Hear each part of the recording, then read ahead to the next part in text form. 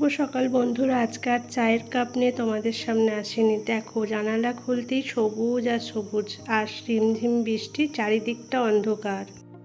সারা দিনটাই ঝিমঝিম করে বৃষ্টি পড়ছে। ভাবলাম আজকে আর রোদের দেখা পাওয়া যাবে না, তাই কুটে নিলাম একটু আলু ভাজা, বেগুন ভাজা, পুঁই শাক, আর খিচুড়ির জন্য আলু সয়াবিনটা একটু ভিজুতে দিয়ে দিয়েছি।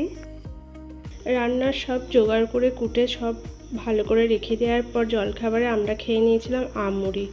আমুড়ি খেতে কে কে ভালোবাসে একটু বলো। তারপরেই দেখছি বৃষ্টি পড়া কমে গেছে। তারপরে রোদ উঠে যাওয়াতে আমাদের আগের দিনে কলের জল পড়ছিল না, তাই কাচা ধোয়া করতে পারিনি। তারপরে সব কেচে দিয়ে মেলে দিলাম। তারপরে নিচে এসে আবার বিছানাপত্র গুছিয়ে নিয়ে ঘর বারান্দা মুছে নিয়ে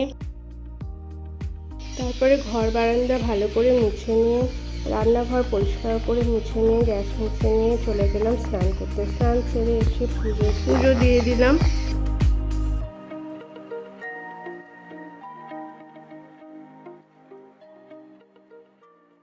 ওগুলো আজকে আর দেখানো হয়নি, তাই এই যে দেখে নাও, আলু ভাজা, বেগুন ভাজা, শাক, ডিম ভাজা, সাথে আছে গরম গরম খিচুড়ি।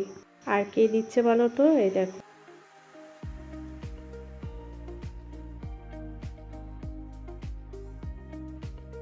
তারপরে খাওয়া দাওয়া সেরে আমরা একটু ঘুমিয়ে পড়েছিলাম। ঘুম থেকে উঠে সন্ধে দিয়ে বেরিয়ে পড়লাম তিনজনে মিলে একটু বেড়াতে।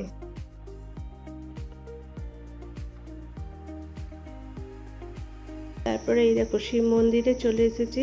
শিব মন্দিরে একটু ঠাকুরটাকে দেখালাম, যে মন্দিরটা। আর এখানে মেলা বসেছে, 2 মাস ধরে নাকি মেলাটা বসে আছে। কিছু দোকান আছে 2-4টে, ঘুরে নিলাম একটু।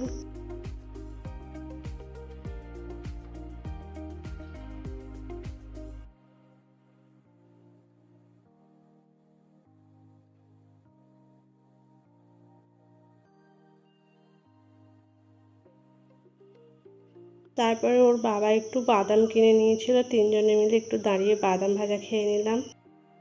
তারপর মন্দির থেকে বেরিয়ে আসার পথে মেয়ে খেয়ে নিল ফিশ ফ্রাই, আর আমি খেয়ে নিলাম এগ রোল। ওর বাবা বাইরের জিনিস খেতে চায় না বলে ওর বাবা আর কিছু খেলো না।